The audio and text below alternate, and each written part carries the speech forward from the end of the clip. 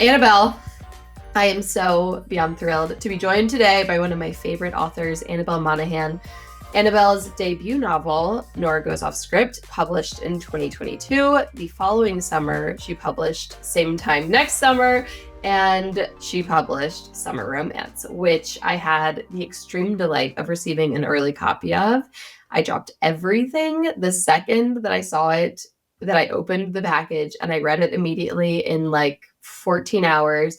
And it is absolutely perfect. I've been screaming its praises, but it's finally here. She is also the mother of 3 boys, which I obviously love because same, and I have a lot to learn from you.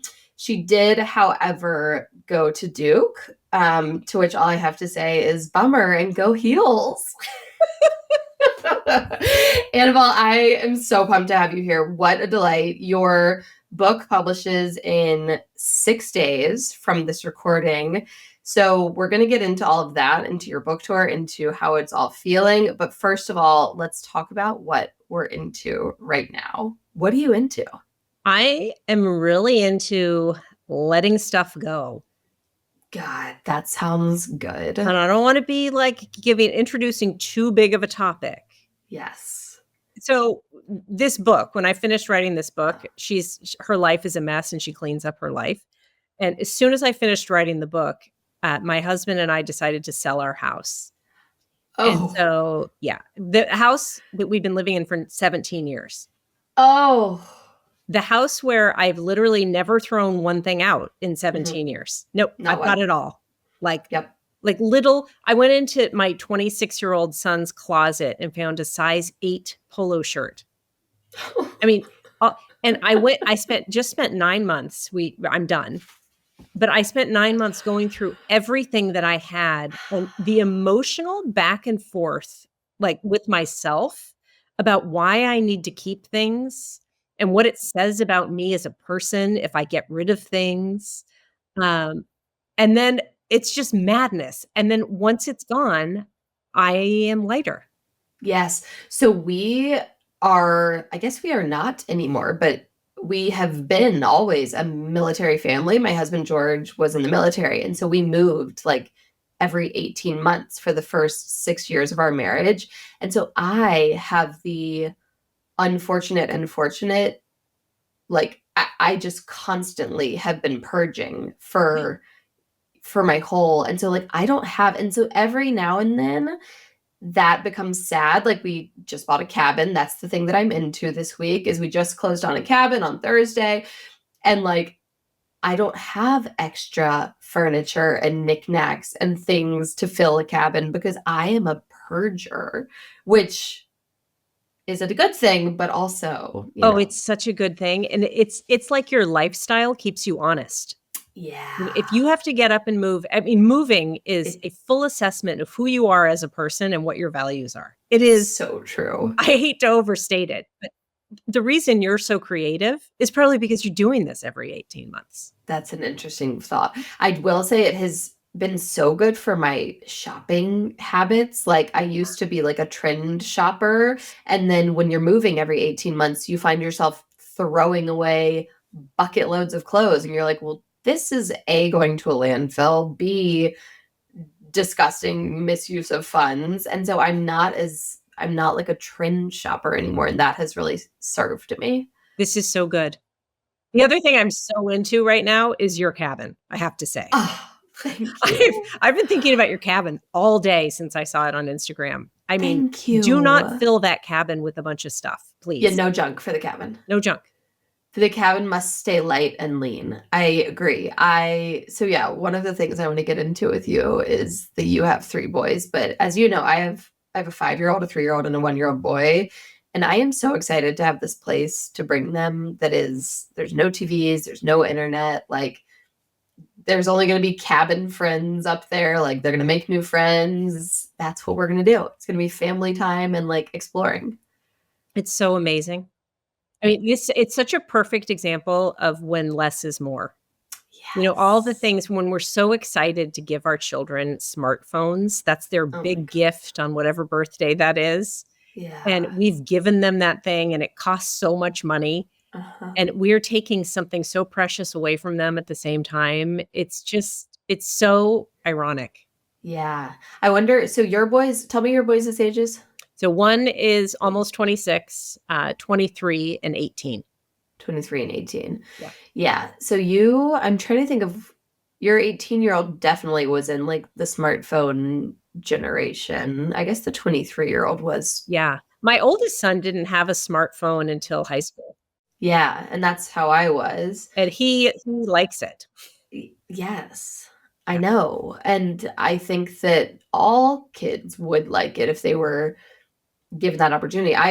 My oldest son is just going into kindergarten, and I plan to be a very vocal part of the moms against smartphones, like phone-free school, all of that. And I'm going to be the annoying mom who's harking on it because, we know it's doing bad things. Why are we doing it? They're all depressed. I mean, it's a lot. But if you have a community where everybody, it's just, if half the kids have smartphones, everybody needs one. Yes. All of my cousins who are older and have older kids, like in middle school, all signed these like wait till eight packs with the whole school. Wait till 8 to get your kid a smartphone, and everyone one by one has been not doing it. And then one kid has it, and one kid's on Snapchat, and then your kid's like all of a sudden the dork who doesn't have a phone. Ugh. Yeah. We're the problem. We're the problem, but that's why we're shipping our kids to a cabin where there's no internet. Okay, so right off the bat, in your intro just now, I called Nora your debut novel. But in doing a tiny bit of research about you, I know that you also have several YA, young adult novels that were published in like the early 2000s. So I swear I saw in an interview you call Nora your debut novel. Do you call it that because it's a different ball game? This is what I think. Debut novel is a marketing term. Because if it's your debut novel, people are excited. And if you've written young adult fiction and you're not J.K. Rowling, no one cares. No one cares. And so many, I don't know if you call yourself romance, women's literature, whatever, authors did write YA first. And then like Emily Henry wrote a bunch of YAs. So we kind of have like a new debut. Yes. So this is my first novel for adults. Nora was. And also it's my first novel that anyone's ever heard of. Yes. So yes, my young adults novels were well liked by the people who read them, but they were not runaway successes. Yep. Have they had a second bout of success now that your name is popular and people are hunting for more Annabelle books? I kind of wonder. I haven't gotten a check or anything. We'll know if I get a check. Yeah, we'll know if you get a check. I've experienced that. My first cookbook, Just Married, was, it's kind of same thing. Like, it has a life of its own because it's called Just Married. It was published by Chronicle, which is a great publisher. Mm-hmm. But nobody had heard of me when I wrote it. It was like this very lucky thing. I just got a book deal, wrote a book. Nobody had heard of me. And now that some people have heard of me, it's having a moment. And now I get checks. And I'm like, oh, I forgot about that. Yeah. No, it's like something just waiting in the wings to be reborn. Truly. And every time I share it and like really give it its own little moment, which is tricky, as you now have, how many YA are there? 2? 2. Yeah. So you now have 5 books. It's tricky to because you're constantly pushing your next book because you've had one every single summer since you started with Nora. It's tricky to push your past books because you're like, wait, I really need to focus on this book. I want everybody buying this book. Well, and also, to be honest, I'm a lot more proud of these books than I am of those. So like for your buying dollar, I'd rather you read my better books. Yep. On that note, which of your 3 books is your favorite? And I know that that's an impossible question. It's like saying which child is your favorite, but I was listening to an interview with Carly Fortune, who I know is a friend of yours, another awesome author. And she was talking about how, is it Meet Me at the Lake? Was that her last book? Mm-hmm. she was talking about how Meet Me at the Lake was just like a horrible writing experience for her. Like she was pulling her hair out. She really didn't enjoy it. And so with her current book, she was like, I'm going to enjoy this. And she did. She like found a way to really find joy in it. So I think that's my question. Which book did you enjoy writing the most and why? So that is two different questions. That's two different questions. Yeah. The book that I enjoyed writing the most was Nora Goes Off Script. And the reason for that is that I wrote it during 2020, during the lockdown. And I thought we were all dying, and I didn't think anyone was ever going to read that book. Like, I never thought it would see the light of day. And I was basically just writing it because my family was watching Netflix, and I thought that was depressing. So I was just doing that for myself. And it was actually a really good lesson in, kind of dance like nobody's watching. It's like, you really should write for yourself. You should write the book that you want to read and that is speaking the thing from your heart. Having said that, summer romance is so much of my heart. Like, I put so much of my stuff in summer romance that I think that's the book that will become my favorite. Okay. Talk to me about that, because Summer Romance is the book that came out as of the time of this recording. And talk to me about those characters and what you put into yourself there. Well, so Allie is a professional organizer whose life and home are both a total mess. And that is not like me. My home is a mess, but I'm not organized in any way. Now you are. Now that you've had to move. Yeah, now that I've given everything away. Now that you've given your size 8 polos away. That's right. I'm now living in a tent. And I wanted to write a book about the idea of how your external life can be so different from your internal life, and how you can walk around saying you're a professional organizer when you're actually a disaster inside. It was sort of a reflection on what you see on Instagram isn't always the full story. Yeah. And you even talk about that. Like, she posts this like beautiful organized closet on Instagram, and then she like walks into her own kitchen and there's just shit everywhere, covering every countertop. She's like plucking mail out of the sink. Yes. I mean, yes. So she's a disaster. And I wanted to write a book about getting unstuck. And I have been stuck. I don't know if you've ever been stuck, but that like feeling of inertia where you're like, what next? I actually don't know what to do. And I wanted to write a book about a woman who did tiny little things to get herself unstuck. And that's basically where I started. So I wanted to write about that feeling. And it turned into like, by the third page, I realized that her mother had passed away. And then it turned into this whole thing about my feelings of grief at losing my own mother. And was that recent for you? Was that in the past few years? No, that was like 15 years ago, which is why I can write about it with a light touch. Like, I couldn't have written this book 15 years ago, but I'm far enough away from it that it's, I have the soft memory, that the soft feelings, but not the heartbreaking feelings still. Yes. One of my favorite moments with Allie and her deceased mother is that when she gets into the car, she just chats with her. Yeah. Yeah. And that's not made up. Yeah. That's you. I do it all the time. And the idea there isn't that I think my mom's listening and I think she's talking back to me. The idea is just that first of all, I miss talking to her, and I generally know what she'd say. So it's my way of saying, Mom, can you believe that? I can't. And then I will hear her say, you know what? I don't know what she'd say, but depending on the situation, I know what she would have said because she said things for 39 years. Yeah, she said the same. And that's what happens in this book too. And it's just so lovely. She's like hearing the full conversation in her head.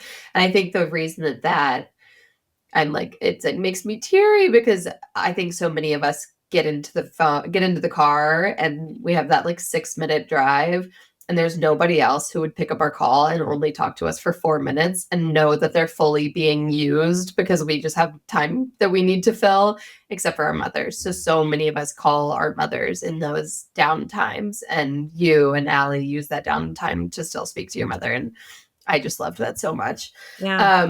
I love that. Okay. So I want to hear more about how at 50 you suddenly became one of like the buzziest, most anticipated authors. You talk about how this was just kind of a book that you wrote for you. How did you tell your agent? Did you have an agent? Did you tell them, hey, I'm working on this book, like let's start pitching it? Did you fully write it? Did you fully workshop it with your writer friends? Like how did Nora come to life? So I just wrote it. I just wrote a little bit, and then I wrote a little bit more, and then I became addicted to it in that way that is like the best. It's why people write. It's just like, it's like you're having a love affair and you're trying to get everything else done so you can sneak back to your project. It's how we all feel when we're reading your books. It's like you're having a love affair and we like are sneaking away from our life to get back to the pages. That is so nice. So I wrote it, and I wrote it pretty fast. And I didn't tell anybody because like, what are you doing? But I emailed my agent and I said, I've written a grown-up book, finally. And she said, great, send it to me. And I emailed her every month. And 6 months later, she still hadn't responded. And I thought, wow, this must be the worst book ever. Like, I am out of my mind. So I gave it to a friend and I said, I wrote a book and I love, like, it's my favorite book. And I don't know why, like I don't know what's happening. And so my friend read it, who's a writer, and she said, wait, you got to talk to my agent. So I talked to her agent, and then she became my agent. And then I emailed my original agent and I said, I got a new agent. And then she said, I'm sorry, I've got a lot going on. I never read it. So that's how that happened. Wow. Isn't that wild? That story. Yeah. It sure is. And the second agent, your friend's agent, was like immediately, yes, give me this book. She was immediately yes, and she sold it right away. Like, did it go to auction or did you? It went to, what's the word where somebody pays to shut it down? Yeah. Yeah, there's a word for that. There's a word for that. It went to that. And she didn't even have to pay. I would have worked with her for free. Don't tell her. Yeah, don't tell her. Yeah, but she keeps paying me. I would do this for free forever. Okay, so I have a question. Robin Lee, I told you, was on the podcast last month, and she was telling me, so the Idea of You was her debut novel, and she was telling me that before it even published, the rights for film and everything were bought. She was like, that's just how it's done. Did that happen with you? That happens. I don't think that the option for Nora was bought until after it was out. Okay. But that does happen to people. I have to tell you, I was watching The Idea of You just recently, and I'm watching it and I'm like, she's jacking my story. I wrote this book. When did she write that? And then I Googled it, and she wrote it before I wrote Nora Goes Off Script. And I was like, oh, I'm jacking her story. We're all writing the same book. Yes. No, it's not the same book at all, but that is definitely a reason why I loved Nora so much the first time I read it. I have been like hungrily seeking a book that had that same sort of vibe. And I think Nora has elements of that, the fame, the piece, the part of it where it like chips away at you and you want to be anonymous and you can't be anonymous. What is Nora's beau's name? Leo? Thank you. So yeah, there were definitely elements there that I think in my, like, I just do little reviews on Instagram. I think in my review, I even said, like, if you loved The Idea of You, you will love this so much because there's something there. Yeah. Okay. So I've heard out of your own mouth on different podcasts. Oh God. Your face. I'm so nervous. What did I say? That your writing process is you didn't say this. It sounds slightly chaotic. There are some writers who write like a full, what's it called? Draft. An outline. Thank you. An outline, like we were taught to do in grade school. They write an outline of their, essay of their book, and then they go in and they fill in the pieces and it's done. And it sounds like that's not how you write. Can you talk to us about your process? Yeah. You know who's really happy is those people's editors. Yes. Like, here's what I'm going to give you. And now I just did it. And I'm going to give you what I told you I'd give you. Yep. I obviously so different, but I have 2 cookbooks now. And our yours and my poor editors, they need to go to therapy together. Oh, no. My editor is like, what? Yeah. This is not what you told me you were writing. I'm like, it's not? It's not. Are you but, sure? I don't know another way to do it. And my editor sweetly calls it the process, as if it's a thing, that we rely on. It's a little bit like voodoo, Yes. but I start with something as small as a profession and a situation. Ooh. And that's what you started with Allie. Yeah, with she's a Summer. professional. And then as I go, I learn more things about her. And generally I write a full draft of a book. Yeah. And then at the end, I think, oh, I know who she is. I know what her wound is, and I know where she's weak. Let me go back to the beginning. And then I don't start over, but I edit it for those feelings. And I usually write a book a couple of times before I have a set, like I can really feel my heroine and how she feels. And as soon as I feel it, then I'm in love. So for that first draft, is it hard to get that first draft on paper because you don't know who she is yet and you're like not totally vibing with her yet? And are you like having to kind of force yourself to get back to the computer before the love with? I'm not precious about writing. I'm not like, oh, that doesn't make sense in the time space continuum. I don't care. I just keep writing. And I just keep writing to get a draft. I'm not afraid of deleting multiple chapters. I don't go back and make pretty paragraphs while I'm drafting. I just plow through it until I can find, it's like a heartbeat.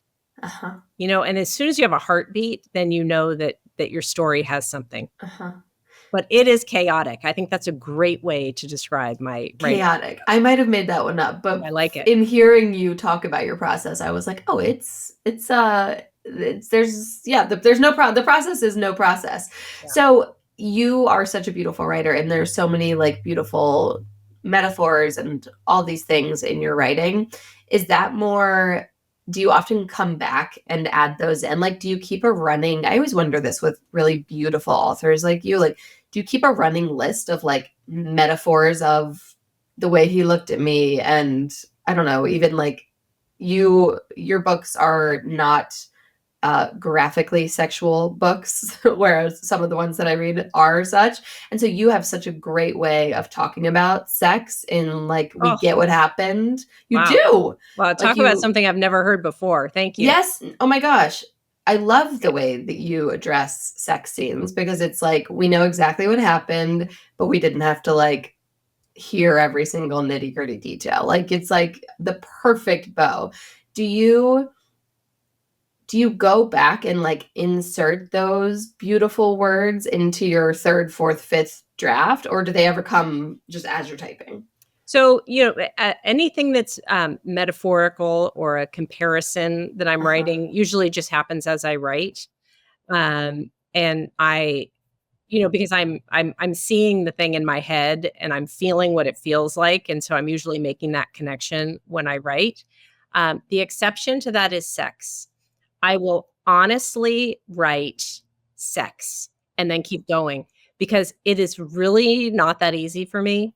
And it was explained to me this way, which kind of set me free, is that there are two kinds of sex scenes. There are the kinds where there are body parts doing things, and there are sex scenes where you just feel how they are together. Yes. And so that kind of loosens me up a little bit because I know they've been falling in love. I know how they are together, and now they're naked. So anyways, that's not the easiest part for me. Yeah, I really love the way. I mean, I love a smutty book. Don't get me wrong. Like, I can get lost on Kindle Unlimited and just like end up on like some hockey absolute trash book. Well, I shouldn't call it trash, but it's not literature. Let's just say that. But I really love the way that you talk about love and sex and all of it. It's a great thing.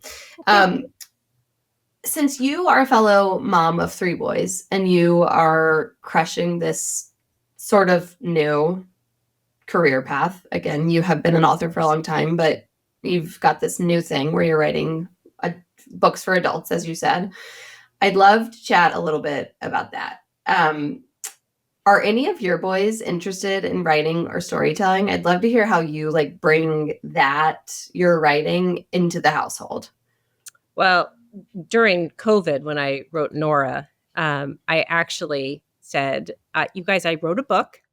We're all going to read mommy's book. So I had everybody home and they all said, no, we don't want to read your weird book. And then I paid them all $100 each Stop. to read my book. I'm not kidding. It was the most fun that I had that year. We had like a book club about my book and they had various levels of feedback. I have one son who is very generous with his time with my books. Like he'll read every draft. He'll read the edits I get back from my editor. I don't know if he's a writer, but he's very interested in the process and he will go there with me. My other two sons think it's weird and creepy to read kissing books their mom's writing. Because it's books about romance. Yes, and I was yearning to touch his arm. It's like gross. Oh, and they pick on you, I'm sure. Yeah, they're just like, really, Mom, could I have a sandwich? Okay, so is this your middle son who's into your books? Yes. How would you guess that? I don't know, because you know why I guess that is, well, A, my middle son is the only one. I mean, he's 3, but he's the only one who I could see at this point, like doing that with me. And B, I know that he the valedictorian at Duke. He was not the valedictorian at Duke. No. You what? Was my son the valedictorian? Yeah, did I make that up? Did he go to Duke? He went to Duke. The first 2 of my kids went to Duke. The first 2 kids of how did you guys all end up at Duke? Well, I went to Duke. And so they, I made them visit. Yeah. And you start watching Duke basketball when you're a kid and like you're going to get into it, right? Yeah, you are.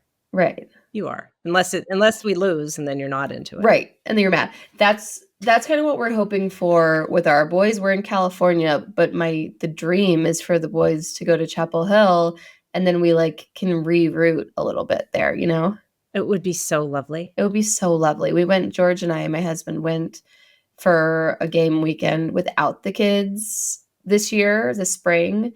And there were all these little kids running around in UNC jerseys. And I was like, oh, we need to start them young. We need to like get this mentality going. You don't need to. That's like the easiest conversion of all. I mean, Carolina basketball, it's like. That's a good point. We could show them a Carolina game when they're 17 and like. Yeah, no, they'll be hook, line, and sinker. They're exactly. In. Yeah, that's dope. All right, so let's talk about this book. Summer Romance, we've talked about a little bit. We know Allie now, but talk to me about writing this book, because we talked about Nora. It was 2020. Here's what I'm incredibly impressed by with you. You cranked out Nora. It was, I think, an overnight sensation. Like, did it immediately, like, go gangbusters? I think a lot of people read it and liked it. Yeah. Yeah, I don't know. I don't really know what that means. I guess you were with a good publisher. Like when it's your debut novel and nobody's ever read Annabel books before, how'd you get all these? How'd that happen? I think that my publicity team at Putnam is amazing. I think that's the whole thing. It's nothing that I did. Yeah. That's really nice to hear, because so many authors are unimpressed, I feel, with their publicity teams. Yeah, I hear that all the time too. And I've just been really lucky. They're amazing.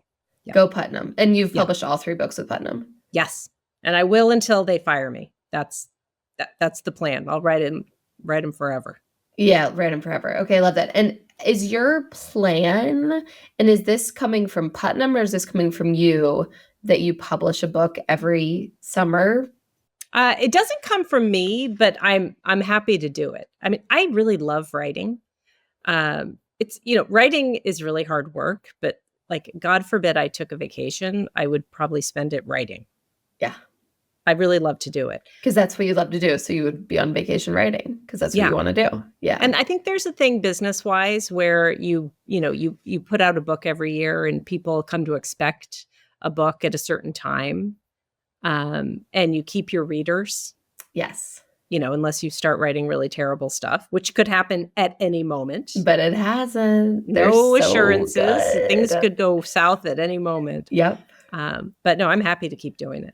Have all 3 books of yours been June? Yeah, first week in June. So may I ask, is your next book already written? So my next book is, we have a draft.